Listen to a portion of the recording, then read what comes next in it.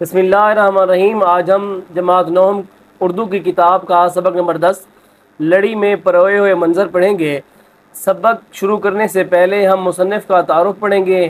رضا علی عابدی، آپ کی ولادت ہے 30 نومبر 1935۔ ان کی ڈیٹ آف ڈیتھ اس لیے نہیں لکھی ہوئی کیونکہ الحمدللہ ابھی یہ حیات ہیں، زندہ ہیں۔ رضا علی عابدی روڑکی، ضلع ہریدوارہ، اتراکھنڈ، انڈیا میں پیدا ہوئے۔ جہاں پر میں یہ ریڈ لائن لگاتا جاؤں وہ آپ کی اہم معروضی ہوگی۔ ان کے والد کا تعلق لکھنؤ سے تھا۔ 1950 میں کراچی یعنی کہ پاکستان آ گئے، قیام پاکستان کے بعد۔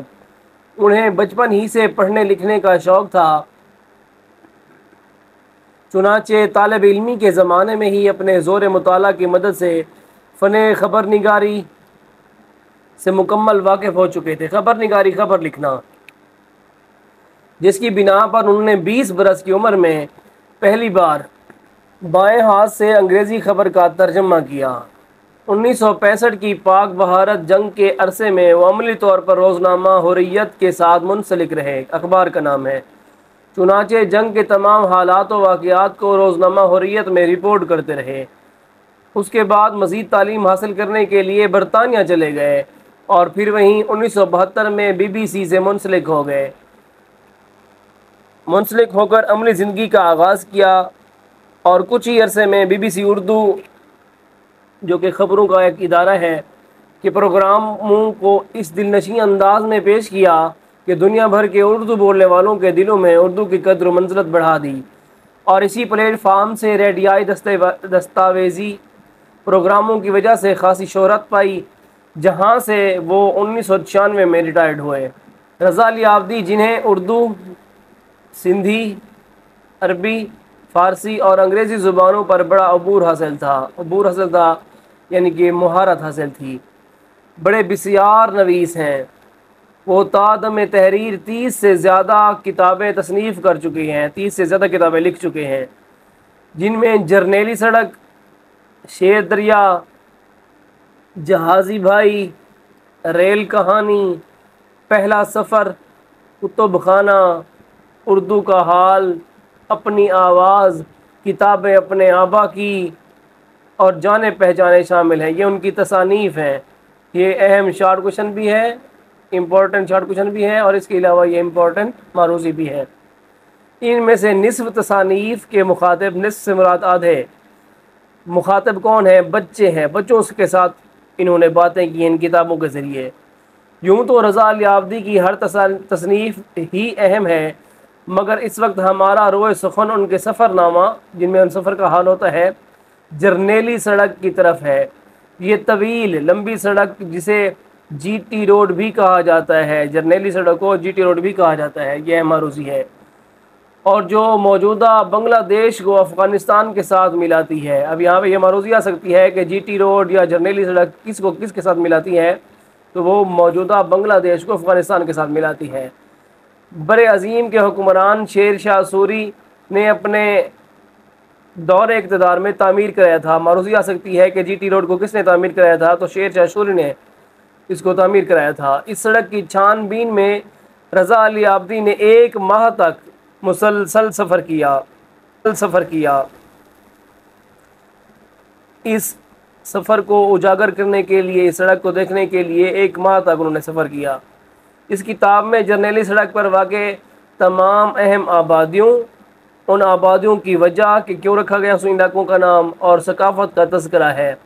مصنف کی یہ تحریر طنز و مزاح پر مشتمل ہے، اداسیوں پر مشتمل ہے، خوشیوں کے مختلف رنگوں سے مزین ہے، بھری ہوئی ہے۔ مصنف کے تعارف کے بعد اب ہم 10واں سبق لڑی میں پروئے ہوئے منظر کا خلاصہ دیکھیں گے۔ سبق کا عنوان ہے لڑی میں پروئے ہوئے منظر، مصنف کا نام ہے رضا علی عابدی۔ جرنیلی سڑک بھی عجیب سڑک ہے، یاد رکھیں خلاصے کے اندر جہاں پر میں ریڈ کلر کی لائن لگاؤں تو آپ سمجھ جائیے گا کہ آپ کی معروضی بن سکتی ہے۔ عجیب سڑک ہے، اس سڑک پر چلتے جاتے ہیں اور نہایت آباد سرزمین کی معیشت اور تاریخ آپ کے ہمراہ چلتی ہے، ہمراہ ہمارے ساتھ۔ حیرت اور عبرت بیک وقت، ایک ہی وقت میں قدم سے قدم ملا کر چلتی ہے۔ منظر بدلتے جاتے ہیں، مگر وہ لڑی نہیں بدلتی جس میں سارے پروئے ہوئے ہیں۔ میں پشاور سے چلا، کون میں سے مراد مصنف، پشاور سے تو چلا تو بالا حصار کے نیچے ایک پتھر لگا ہوا تھا، اس پتھر پر بڑے حرفوں میں شاہراہ پاکستان لکھا تھا اور ساتھ ہی اس وزیر کا نام لکھا تھا جس نے کبھی وہ پتھر وہاں لگایا تھا۔ بار بار لشکروں سے روندے جانے کے باوجود وادی پشاور اب بھی کیسی نظر آتی ہے؟ سرسبز و شاداب نظر آتی ہے۔ یہ شہر شاید اکبر نے آباد کیا تھا۔ اکبر نے دریا کے دائیں کنارے نوشہرہ خرد اور بائیں کنارے نوشہرہ کلاں، بائیں سائڈ پہ اور یہ دائیں سائڈ پہ نامی گاؤں آباد تھے، جہاں ایک سرائے بھی تھی جس میں جہانگیر ٹھہرا تھا، اور سرائے کے علاوہ قلعہ بھی موجود تھا۔ ہم دریا چل رہے تھے، حد نگاہ تک میدان ہی میدان تھا۔ انہی میدانوں میں چھوٹا سا گاؤں لاہور آج بھی آباد تھا، جس میں سنسکرت قواعد کا سب سے بڑا عالم پانینی پیدا ہوا تھا۔ لاہور سے تھوڑا آگے ہنڈ نامی ایک گاؤں تھا جو کبھی گندھارا کا پایہ تخت تھا۔ یہیں آ کر سکندر اعظم نے سندھ پار کیا اور چنگیز خان یہیں سے دریا کا پاٹ دے کر واپس چلا گیا، مگر اب یہ سندھ کے کنارے ایک گمنام سا گاؤں ہے۔ سفر کرتے کرتے اچانک خیر آباد آ گیا۔ سامنے دریا سندھ شاہانہ انداز میں بہتا چلا جا رہا تھا، جس کے دوسرے کنارے پر عظیم الشان قلعہ اٹک تھا۔ اٹک کے قلعے میں اب فوج رہتی ہے۔ ہماری گاڑی نے پل کے ذریعے دریا پار کیا۔ انگریزوں کا بنایا ہوا یہ لوہے کا پل 200 سال پرانا تھا، جبکہ انگریزوں نے اس کی مدت 100 سال بتائی تھی، لیکن اب بھی گاڑیاں اس بوڑھے پل سے گزرتی ہیں۔ اٹک کے بارے میں ایک بات یہ بھی مشہور ہے کہ اس کا نام اکبر بادشاہ نے رکھا تھا۔ نام رکھنے کا اسے بڑا شوق تھا۔ کسے؟ اکبر کو۔ یہ مروزی ہے۔ کسی جگہ کا خوبصورت منظر دیکھ کر اس کے منہ سے باساختہ واہ نکلی، اس مقام کا نام واہ رکھ دیا گیا۔ پھر چلتے چلتے اس کا قافلہ دریا سندھ کے کنارے گیا، اس لیے وہ جگہ اٹک کہلائی۔ قافلہ خیر سے گیا اور وہ مقام خیر آباد کہلایا۔ بعض کے مطابق اکبر نے شیر شاہ کے قلعہ راہتاس کی کہانی سے متاثر ہو کر مملکت کے ایک کنارے کا نام کٹک ہونے کی وجہ سے دوسرے کا نام اٹک رکھ دیا۔ خیر اس کے پاس جہانگیر کے زمانے کی سرائے ہے، جس کا احاطہ بہت بڑا ہے اور یہاں مسافروں کے لیے سینکڑوں کمرے ہیں۔ اس کے بعد آج تک کوئی سرائے اتنی اچھی حالت میں نظر نہیں آئی۔ راستے میں حسن عبدال کا پڑاؤ تھا۔ کبھی یہ شہر اتنا دلکش تھا کہ مورخ لکھتے ہیں کہ لاہور کابل جانے والی شاہراہ اوپر سے یہ حسین ترین منزل ہے۔ اب اس سڑک کے دونوں طرف ہوٹلوں کے لاؤڈ سپیکروں میں فلمی گانے گونجتے ہیں۔ دونوں طرف کیا ہیں؟ ہوٹل ہیں حسن عبدال کی سڑک پہ۔ سڑک کے دونوں طرف انگریزوں کے زمانے کے اونچے اونچے درخت، سبزہ بہتے چشمے، ادھر ادھر پرانی عمارتیں، مسجدیں ہیں۔ ایک طرف سکھوں کا مشہور گردوارہ پنجہ صاحب اور دوسری طرف بابا ولی کندھاری کی چلا گاہ موجود ہے۔ حسن عبدال سے آگے بڑھیں تو وہ چھاونی ہے، وہاں سے آگے سرائے کالا ہے، یہاں سے چند کلومیٹر ٹیکسلا کے کھنڈر ہے۔ ٹیکسلا کے کھنڈر یاد رکھنا ہے۔ سرائے کالا سے 4 میل آگے مارگلا کی پہاڑی دیوار بن کر کھڑی ہے۔ اس پہاڑ میں موجود 25-30 ہاتھ چوڑے پہاڑی شگاف کے راستے سے ہزاروں برس کے دوران میں ان گنت قبیلے، قافلے اور لو لشکر گزرے، لیکن پہاڑی پتھر کاٹ کاٹ کر فروخت کرنے والے بیوپاروں کی مشینیں اس پہاڑ پر اس طرح ٹوٹی پڑی ہیں جیسے کند کی ڈلی پر بھوکی چونٹیاں۔ انگریزوں نے جب گرینڈ ٹرنک روڈ، جسے ہم جی ٹی روڈ کہتے ہیں، گرینڈ ٹرنک روڈ کی تعمیر شروع کی تو اس پہاڑ کو کاٹ کر راستہ بنایا۔ اس درے کے اوپر پہاڑ کی چوٹی پر نکلسن کی لاٹ میلوں دور سے نظر آئے گی۔ 1857 میں نکلسن برطانوی فوج کی طرف سے لڑا اور کالے خان کے ہاتھوں مارا گیا۔ کس کے ہاتھوں؟ کالے خان کے ہاتھوں۔ لاٹ کے لیے نیچے لگی ہوئی تختی پہ یہ سب لکھا ہے، لیکن یہاں کھیلتے بچے ان تمام واقعات سے بے خبر کھیلنے میں مگن ہیں۔ یہ گلیاں یوں ہی آباد اور ان میں کھلتے ہوئے یوں ہی شاد رہیں۔ سبق کے خلاصے کے بعد اب ہم سبق کی مشق حل کریں گے۔ پہلا سوال ہے، درست جواب پر ٹک کا نشان لگائیں۔ تو اس کا پہلا جز ہے، مصنف کو بالا حصار سے نیچے آنے کے بعد ایک پتھر پر لکھا ہوا نظر آیا۔ کیا لکھا ہوا تھا؟ شاہراہ ریشم، شاہراہ پاکستان، شاہراہ قدیم، شاہراہ جرنیل۔ تو وہاں پہ لکھا ہوا تھا شاہراہ پاکستان۔ دوسرا ہے، وادی پشاور نظر آ رہی تھی، کیسی؟ ریگزار، مرغزار، ویران، سرسبز۔ تو وہ سرسبز نظر آ رہی تھی۔ تیسرا سوال ہے، مورخوں نے ہندوستان کا دروازہ کسے کہا ہے؟ لنڈی کوتل کو، پشاور کو، ہنڈ کو، نوشہرہ کو۔ تو انہوں نے ہنڈ کو ہندوستان کا دروازہ کہا ہے۔ چوتھا سوال ہے، اٹک کا نام رکھا تھا کس نے رکھا تھا؟ محمود غزنوی نے، شہاب الدین غوری نے، اکبر اعظم نے، شیر شاہ سوری نے۔ تو اٹک کا نام اکبر اعظم نے رکھا تھا۔ پانچواں سوال ہے، سکھوں کا مشہور گردوارہ واقع ہے؟ نوشہرہ میں، اٹک میں، حسن ابدال میں یا واہ میں؟ تو وہ یہ ہے حسن ابدال میں، اب بھی موجود ہے، سکھ لوگ وہاں پر آتے ہیں۔ چھٹا سوال ہے، نوشہرہ کے قریب آ جانے کی پہچان کیا تھی؟ دریائے سندھ، دریائے کابل، دریائے ہرو، دریائے سون۔ یہ ہے دریائے کابل۔ سوال نمبر 1 کے بعد اب ہم سوال نمبر 2 حل کریں گے، جس کا پہلا شارٹ کوشچن ہے، مصنف کو دور سے وادی پشاور کیسی نظر آ رہی تھی؟ تو اس کے جواب ہے، مصنف کو دور سے وادی پشاور بہت سرسبز نظر آ رہی تھی۔ بے ہے، محمود غزنوی نے راجہ جے پال کو کس جگہ شکست دی تھی؟ جواب ہے، محمود غزنوی نے راجہ جے پال کو ہنڈ کے مقام پر شکست دی تھی۔ جیم ہے، اٹک کا قلعہ کس دریا کے کنارے بنایا گیا تھا؟ جواب ہے، اٹک کا قلعہ دریائے سندھ کے کنارے بنایا گیا تھا۔ دال ہے، وہ کون سا بادشاہ تھا جسے جگہوں کے نام رکھنے کا بڑا شوق تھا؟ ابھی ہم نے خلاصہ میں پڑھا ہے کہ بادشاہ اکبر کو جگہوں کے نام رکھنے کا بڑا شوق تھا۔ یہ ہے، مورخین کے نزدیک لاہور سے کابل جانے والی شاہراہ پر حسین ترین منزل کون سی ہے؟ تو اس کا جواب ہے، مورخین کے نزدیک لاہور سے کابل جانے والی شاہراہ پر حسین ترین منزل حسن ابدال ہے۔ ابھی ہم نے خلاصے میں بھی یہ پڑھا ہے۔ سوال نمبر 3 ہے، الفاظ کے مترادف لکھیں۔ مترادف سے مراد ہم میں نہیں، جیسے سورج کا دوسرا نام آفتاب بھی ہے، چاند کا دوسرا نام مہتاب بھی ہے، اسی طرح۔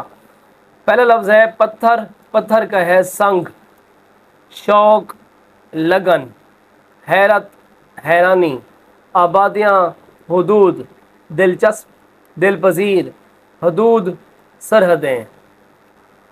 سوال نمبر 4 ہے، الفاظ کے متضاد لکھیں۔ متضاد کہتے ہیں ضد کو، ضد کا مطلب ہوتا ہے الٹ کام کرنا۔ تو پہلا لفظ ہے تمازت، جس کا الٹ ہے ٹھنڈک۔ اول الذکر، آخر الذکر۔ گم نام، جسے کوئی نہ جانتا ہو، نامور، مشہور۔ قدیم، پرانا۔ جدید، نیا۔ شاہانہ، امیرانہ، اس کا الٹ ہے فقیرانہ۔ داخل، اندر آنا، خارج، باہر جانا۔ سوال نمبر 5 ہے، درج الفاظ سے مذکر اور مؤنث الفاظ الگ الگ لکھیں۔ تو اس کا طریقہ یہ ہے، آپ جملہ بنا لیا کریں کہ کون سا لفظ مذکر ہے، کون سا مؤنث۔ دریا بڑا ہوتا ہے، گاؤں میرا، گاؤں میرا، الف آ گیا تو وہ مذکر ہوتا ہے، چھوٹی آ جائے تو وہ مؤنث ہوتا ہے۔ یہ بہت بڑا قلعہ ہے، میرا دروازہ بہت بڑا ہے۔ یہ وادی بہت سہانی ہے، خوبصورت ہے یا چھوٹی ہے یا بڑی ہے۔ یہ سڑک کہاں جاتی ہے، مؤنث۔ بستیاں اجڑ جاتی ہیں، مؤنث۔ یہ سرائے بہت بڑی ہے، مؤنث۔ میں نے اس کو شکست دی، مؤنث۔ یہ زمین گول ہے، زمین بہت بڑی ہے، مؤنث۔ اب ہم پڑھیں گے متشابہ الفاظ۔ متشابہ الفاظ سے مراد وہ الفاظ ہیں جو آواز یا شکل میں دو چیزوں سے، آواز سے یا شکل و صورت میں ایک دوسرے سے مشابہت رکھتے ہوں، ایک جیسے۔ مشابہ کا مطلب ہوتا ہے ایک جیسا ہونا، لیکن اعراب یا املا یا معنی کے لحاظ سے ایک دوسرے سے مختلف ہوں۔ آواز ایک جیسی ہو سکتی ہے، شکل بھی ایک جیسی ہو سکتی ہے، لیکن اعراب یعنی کہ زبر، زیر، پیش، املا یا معنی کے لحاظ سے ایک دوسرے سے مختلف ہوتے ہیں۔ متشابہ الفاظ کی بالعموم 3 صورتیں ہیں۔ پہلی صورت کیا ہے؟ وہ الفاظ جن کا املا ایک جیسا ہو لیکن معنوں کے اعتبار سے مختلف ہوں۔ املا ایک جیسی ہو سکتی ہے لیکن معنی مختلف ہوں گے۔ مثلا ادا با معنی ادا کرنا، دے دینا۔ دوسرا ہے ادا با معنی طرز یا ڈھنگ، اس کی ادا نرالی ہے، یا تم میری رقم ادا کرو، پہلے سے مراد ہے تم میری رقم ادا کرو، اور دوسرے کو کہہ سکتے ہیں اس کی ادا نرالی ہے۔ بار با معنی بوجھ، بار کا معنی بوجھ۔ دوسرا بار دفع، تم نے بار اٹھا رکھا ہے، بوجھ اٹھا رکھا ہے۔ اس بار نہ جانا، دفع۔ لفظ املا بالکل ایک جیسی ہے لیکن معنی جو ہے مختلف ہے۔ عرض با معنی گزارش، جیسے ہم درخواست میں کرتے ہیں دوبارہ عرض ہے، اور عرض کا معنی چوڑائی، یہ میتھ میں جو آپ استعمال کرتے ہیں۔ کل با معنی مشین، کل مشین کو بھی کہتے ہیں، اور کل با معنی آنے والا یا گزرا ہوا دن، دن کو بھی ہم کل کہتے ہیں، کل میں آؤں گا یا کل میں گیا تھا۔ آب، آب کا معنی پانی بھی ہے اور آب کا معنی چمک بھی ہے، آب و تاب، چمکدار ہونا۔ دور، دور کا معنی زمانہ اور دور معنی گردش۔ رقم بمعنی روپیہ اور رقم بمعنی لکھنا۔ رقم کا معنی ہے روپیہ، دوسری رقم اس نے تاریخ رقم کر دی، یعنی کہ تاریخ لکھ دینا، کوئی اہم کارنامہ سر انجام لکھ دینے کے بعد یہ الفاظ ادا کیے جاتے ہیں، لکھے جاتے ہیں۔ یہ ہے املا کا ایک جیسا ہونا۔ املا ایک جیسی ہے لیکن ان کے معنی مختلف ہیں، یہ ایک جیسے ہیں، معنی مختلف ہیں۔ دوسری صورت کیا ہو سکتی ہے متشابہ الفاظ کی؟ وہ الفاظ جن کا املا تو ایک جیسا ہوگا۔ دیکھیں یہاں پر بھی املا ایک جیسا ہے، املا ایک جیسا ہے، لیکن اعراب کی تبدیلی، یہاں پر معنی تبدیل تھے اور یہاں پہ ان کے اعراب تبدیل ہیں، یعنی کہ زبر زیر کا فرق ہوگا، ان کے معنی میں فرق پڑ جاتا ہے، فرق پھر بھی معنی میں ہوگا، اعراب کی وجہ سے فرق پڑ جاتا ہے۔ مثلا در اور در، ملک اور ملک، علم اور علم، دور زمانہ، دور دور ہونا، دھن دولت، دھن ساز، بین درمیان، بین بھینس کے آگے بین بجانا، شیر لڑکا، شیر دودھ کو کہتے ہیں، اور شیر لائن، سحر جادو، سحر صبح، اعراب آراب۔ یہ دیکھیں ان کے الفاظ تو لکھے ہوئے ایک ہیں لیکن زیر زبر پیش کی وجہ سے ان الفاظوں کے معنی تبدیل ہو گئے ہیں۔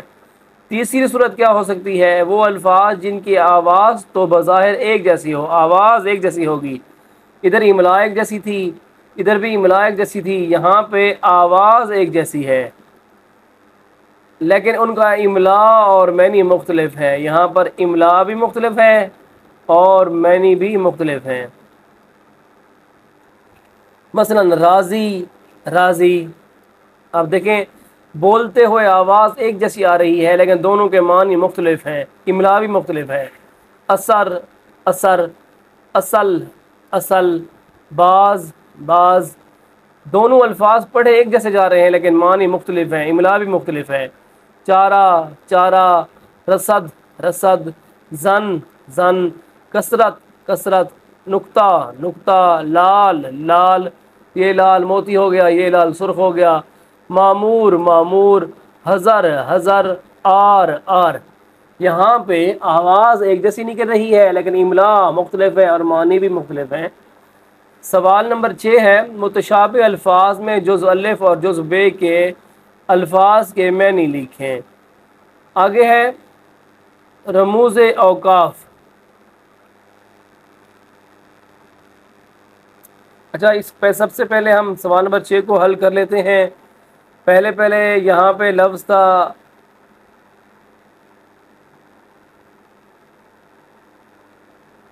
ادا۔ سوال نمبر 6 ہے متشابہ الفاظ میں جز الف اور جز بے کے الفاظ کے معنی لکھیں۔ الف میں تو لکھے ہوئے یہاں پہ مثلا ادا جس کا معنی ہے ادا کرنا، دوسرا ادا جس کا معنی ہے ڈھنگ، دوسرا لفظ ہے بار۔ میں یہاں پہ سرکل کرتا جاتا ہوں کہ ان الفاظ کے معنی لکھنے ہیں۔ یہاں پہ ادا کا لکھنا ہے، یہاں پہ بار کا معنی پہلا معنی ہے بوجھ، دوسرا معنی ہے دفع، تیسرا لفظ ہے عرض، اس کا معنی گزارش بھی ہے اور اس کا معنی چوڑائی بھی ہے۔ چوتھا لفظ ہے کل، پانچواں لفظ ہے آب، چھٹا لفظ ہے دور اور ساتواں لفظ ہے رقم۔ ان سب الفاظ کے معنی دو دو ہیں۔ اب یہاں پر تو جواب لکھے ہوئے ہیں، پڑھے اس میں الف میں۔ بے میں دیکھیں تو سب سے پہلے لفظ ہے در، یہ والا در کا معنی دروازہ، در کا معنی موتی، ملک ملک، یہ ملک علاقہ، ملک فرشتے، علم جاننا، آپ جیسے علم حاصل کرتے ہیں، علم علم کا معنی جھنڈا، دور دور کا معنی زمانہ، دور کا معنی فاصلے پر، دھن کا مطلب دھن کا مطلب ہے دولت، دھن کا مطلب ہے لگن، اپنی دھن میں رہتا ہوں،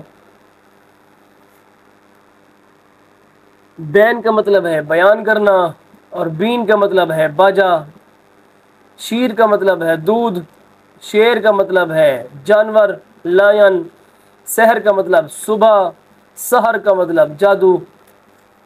اسی طرح یہ الفاظ مکمل ہوئے، سوال نمبر 6 مکمل ہوا۔ اب ہم پڑھتے ہیں رموز اوقاف۔ رموز اوقاف اصل میں دو الفاظ کا مجموعہ ہے۔ پہلا ہے رمز، رمز کی جمع ہو گیا رموز، رمز کا معنی ہے علامت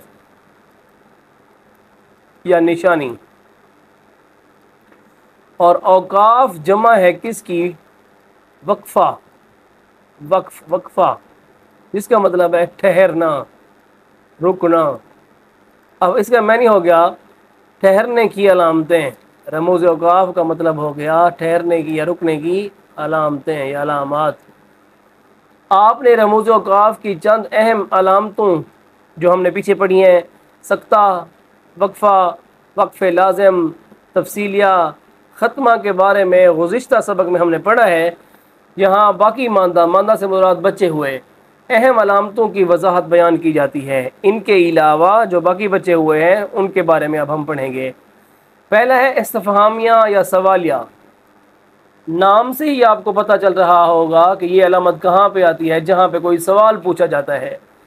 یہ علامت کسی استفہامیہ یا سوالیہ جملے کے آخر میں لگائی جاتی ہے۔ مثلا یہ کیا ہے، سوال ہے، کیا سوالیہ حرف ہے۔ یہ کتاب کس کی ہے، یہاں پہ آخر میں یہ آئے گا سوالیہ علامت۔ آج کیا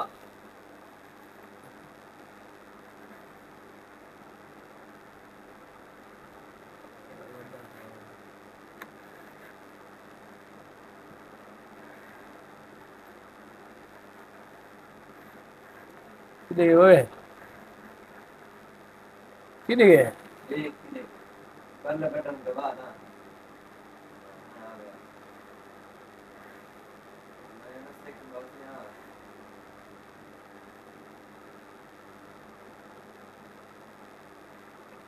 آج کیا تاریخ ہے، سوال پوچھا گیا ہے تو سوالیہ علامت آئے گی۔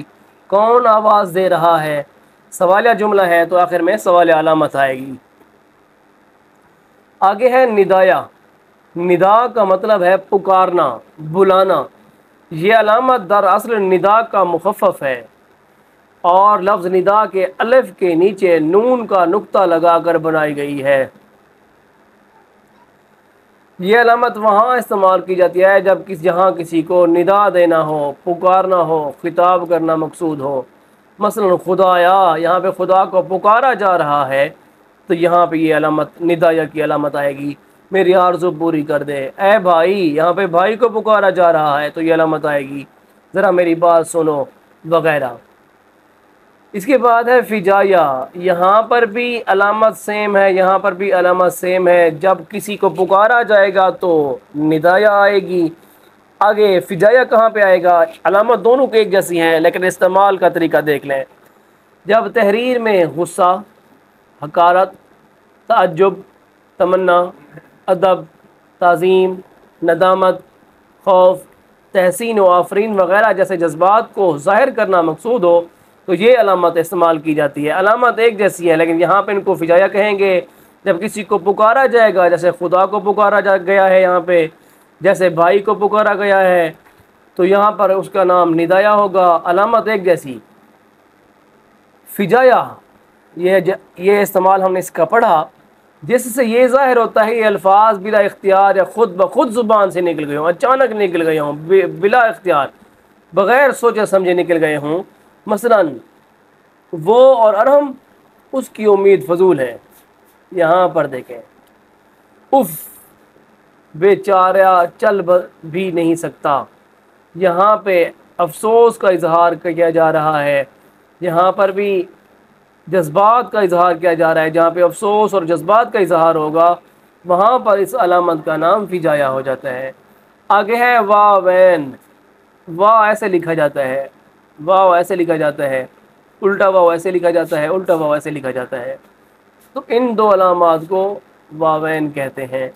اس علامت کا استعمال کسی کے قول من و ان، سیم ٹو سیم، جیسے اس بندے نے الفاظ کہے ہیں سیم ٹو سیم وہی الفاظ بیان کر دینا مقصود ہوں تو وہاں پر یہ علامت آتی ہے۔ نقل کرتے وقت، لکھتے وقت یا کسی اقتباس کا اندراج کرتے وقت اس قول اقتباس کی ابتدا اور اس کے آخر میں کیا جاتا ہے، یعنی کہ شروع میں جس کی بات ہو رہی ہو شروع میں اس کو لکھا جاتا ہے، اور آخر تک جہاں تک اس کی بات لکھنی ہو، جس کا مقصود یہ ہوتا ہے، مفہوم یہ ہوتا ہے کہ واوین کی اندر والی علامت عبارت گفتگو کرنے والوں کے ہی الفاظ پر مشتمل ہے، یعنی کہ اس بندے نے سیم ٹو سیم یہی الفاظ استعمال کیے ہیں جو واوین میں دیے ہوئے ہیں۔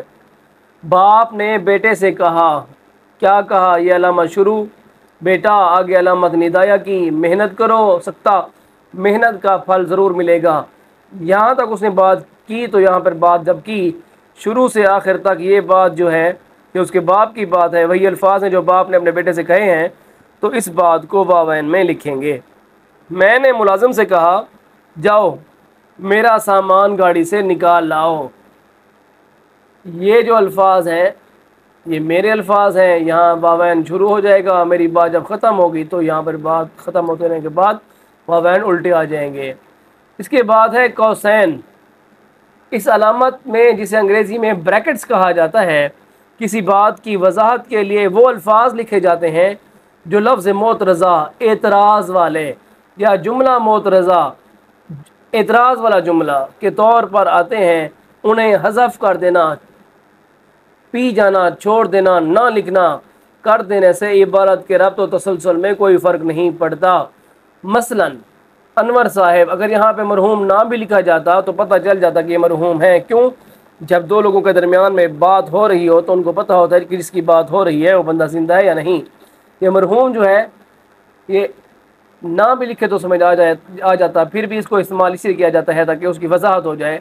سے ہمارے بھی درینہ تعلقات تھے، حالانکہ انور صاحب سے ہمارے بھی درینہ تعلقات تھے، لکھ دیا جاتا تو کافی تھا، لیکن مرحوم کا لفظ اس لیے کیا کہا گیا ہے تاکہ قوسین کی علامت کا استعمال آپ کو سمجھایا جا سکے۔ اس کے بعد ہے خط۔ آپ نے پیچھے بھی پڑھے ہیں خط، خط مستقیم، خط منحنی۔ انگریزی میں اس علامت کو ڈیش کہا جاتا ہے۔ آ سکتا ہے معروضی میں کہ خط کو انگریزی میں کیا کہا جاتا ہے، قوسین کو انگریزی میں کیا کہا جاتا ہے۔ جس طرح قوسین جملہ معترضہ کو رواں تحریر سے الگ کرتی ہے، اسی طرح یہ علامت بھی نیم ختمہ کا کام دیتی ہے۔ نیم سے مراد آدھا، تھوڑا، ختمہ معنی ختم، جہاں پہ بات ختم نہ ہو۔ کام دیتے ہوئے جملہ ختم کیے بغیر اس میں اچانک تبدیلی ظاہر کرتی ہے۔ مثلا میں بیمار ہوں، آپ سے ملنا بھی ضروری تھا، میں بیمار سے آگے یہاں پہ علامت دی گئی ہے، حالانکہ یہ بات پوری نہیں ہوئی تھی، لیکن جملہ یہاں پہ مکمل ہوا، اس کو ختمہ کہتے ہیں، اس کو نیم ختمہ یا خط کہتے ہیں۔ اب تو اسی تنخواہ میں اب بتایا نہیں کہ گزارا ہوگا، بلکہ کیا کہا گیا ہے، بات تبدیل کر دی گئی ہے، وہ جتنی بھی ہے گزارا کرنا ہوگا۔ سوال نمبر 7 ہے رموز اوقاف کی علامتوں کون کون سی؟ سوال استفہامیہ یا سوالیہ، ندایہ، فجایہ، واوین، قوسین اور خط کی علامتوں کا استعمال کرتے ہوئے ہر علامت کی 2 مثالیں مزید دیں۔ سوال نمبر 8 ہے، یہ ایک عبارت دی ہوئی ہوگی، اس عبارت میں کو پڑھنے کے بعد، سمجھنے کے بعد یہاں پر سوالات ہوں گے 5، ان کو ہم حل کریں گے۔ پہلا سوال ہے، فورٹ منرو کہاں واقع ہے اور اس کی وجہ شہرت کیا ہے؟ پہلے اس کو پڑھیں گے تو اس کے اندر موجود ہے جواب۔ فورٹ منرو پنجاب کے ضلع ڈیرہ غازی خان میں ایک واقع حسین پہاڑی مقام ہے جو اپنی قدرتی خوبصورتی اور دلکش مناظر کے باعث سیاحوں کے لیے ایک پرکشش مقام ہے۔ یہاں تک آپ کا پہلا سوال کا جواب ہے۔ دوسرا سوال ہے فورٹ منرو کا موسم کیسا ہے؟ یہ موسم یہاں پر ہے، فورٹ منرو کا موسم بہت خوشگوار ہے اور گرمیوں میں وہاں پہ ٹھنڈی ہوائیں چلتی ہیں، یہ آپ لکھ دیں گے۔ تیسرا سوال ہے فورٹ منرو کی تاریخی حیثیت کا پس منظر کیا ہے؟ یہاں پر دیکھیں، یہ ہے تاریخی اہمیت فورٹ منرو کو، یہ کیوں کیا ہے اس میں؟ تیسرے سوال کا جواب ہے فورٹ منرو کی تاریخی اہمیت بھی حاصل ہے، یہ ماضی میں برطانوی فوج کے لیے ایک دفاعی چوکی کے طور پر استعمال ہوتا تھا۔ یہاں تک اس کا جواب ہے۔ فورٹ منرو کو تاریخی اہمیت بھی حاصل ہے کیونکہ یہ علاقہ ماضی میں برطانوی فوج کے لیے ایک دفاعی چوکی کے طور پر استعمال ہوتا تھا۔ چوتھا سوال ہے فورٹ منرو اپنی ثقافت اور دستکاریوں کے حوالے سے کیسی شہرت رکھتا ہے؟ یہاں پہ یہ جواب ہے چوتھا۔ فورٹ منرو کی مخصوص ثقافت، روایتی طرز زندگی اور مقامی دستکاریوں کی دکانیں بھی سیاحوں کو اپنی طرف کھینچتی ہیں۔ پانچواں سوال ہے اس عبارت کا مناسب عنوان تجویز کریں۔ تو اس کا عنوان یہ ہو سکتا ہے، کیونکہ ہم نے اوپر پڑھا ہے کہ فورٹ منرو کی سیاحت کے بارے میں ہم نے دیکھا ہے اور تاریخی اہمیت۔